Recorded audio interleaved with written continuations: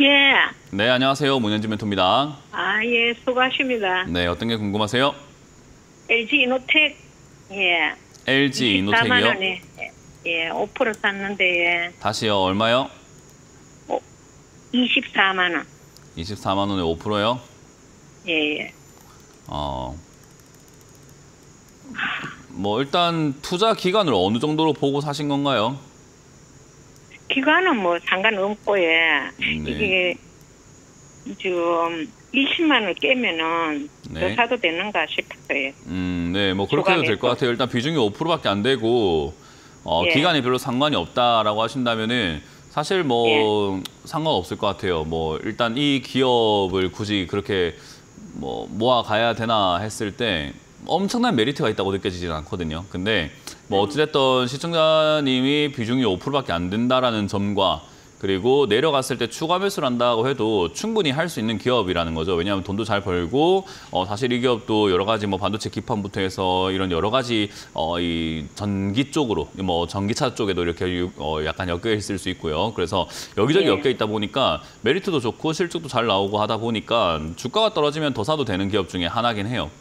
그래서 비중이 만약에 많았다면 그렇게 하지 마라라고 할 수 있을 것 같은데 만약에 비중이 없으면은 적으면은 그렇게 해도 괜찮을 것 같고요. 대신에 이런 LG 이노텍과 같은 이런 대기업이잖아요. 어떻게 보면 그죠? 우리나라 대기업 중에 이렇게 하나이기 때문에 이런 대기업들, 좀 시가총액이 큰 기업들을 투자하시게 되면요. 투자 단위를 연 단위로 잡아야 돼요. 그러니까 뭐 몇 개월 뭐 가져가가지고 내가 좀 빠지는 것 같아라고 생각하실 필요까지는 없어요. 그러니까 연 단위로 잡아가지고 가져가야 되는 종목이에요. 그래서 조금 길게 보고 약간 멀리 보고 가져가는 게 좋기 때문에 뭐 이런 종목을 투자하셨으면은 사실 뭐 내년이나 내후년 뭐 한 3년 정도 이렇게 멀리 보고 가져가시는 게 수익 내기가 좀 수월하고요.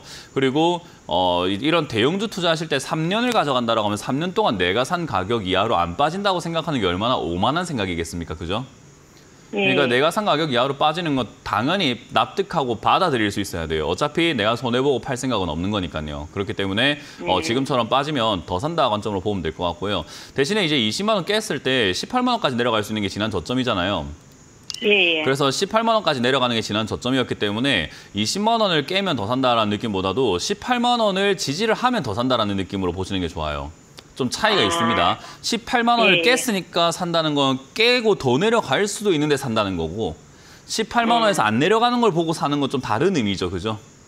그러니까 18만 원짜리가 지난번처럼 이렇게 반등이 나가주면은 쌍바닥이기 때문에 여기서는 더 사도 되는 자리가 되거든요. 그래서 20만 원 깨는 것이 중요한 게 아니라 18만 원짜리가 지지가 되는가를 좀 체크하라. 그래서 저기서 지지가 된다면 그때는 추가 매수를 한 5% 정도 비중을 더 실어도 괜찮습니다. 근데 저기서 지지가 된다라는 걸 우리 일반 시청자분들께서 좀 깨우치고 알 수만 있다면 얼마나 좋겠습니까마는 그걸 잘 모르는 분들이 많아요. 그래서 그냥 저 18만 원쯤에서 한 달 정도 이렇게 버틴다 싶으면 다시 한번 전화를 주세요. 그럼 제가 추가 매수가 가능한지 아닌지를 알아봐 드리겠습니다.